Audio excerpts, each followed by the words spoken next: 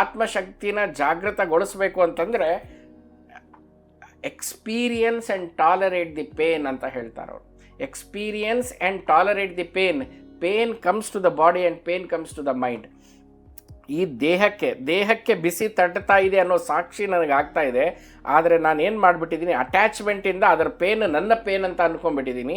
ಆ ಡಿಸ್ಟೆನ್ಸ್ ಯಾವಾಗ ಕ್ರಿಯೇಟ್ ಮಾಡ್ತಾ ಹೋಗ್ತೀವೋ ಆವಾಗ ಆತ್ಮಶಕ್ತಿ ತನ್ನಷ್ಟಕ್ಕೆ ತಾನೇ ಬರುತ್ತೆ.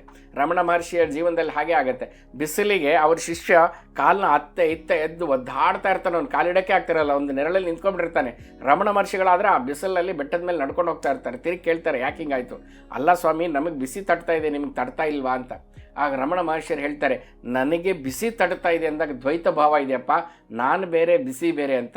ಇಲ್ಲಿ ನಾನು ಹೋಗ್ತಾ ಇದ್ದೀನಿ, ಬಿಸಿನೂ ನಾನು ಒಂದೇ ಆಗಿರೋದ್ರಿಂದ ನನಗೆ ಆ ಭಾವ ನನ್ನಲ್ಲಿಲ್ಲ ಅಂತ. ಸೊ ಇದು ಅಂಥ ಮಹಾತ್ಮರಿಗೆ ಮಾತ್ರ ಸಿದ್ಧಿ ಆಗುತ್ತೆ, ಯಾಕಂದರೆ ಅವರು ಏಕತ್ರ ಭಾವದಲ್ಲಿದ್ದಾರೆ ಅಂತ.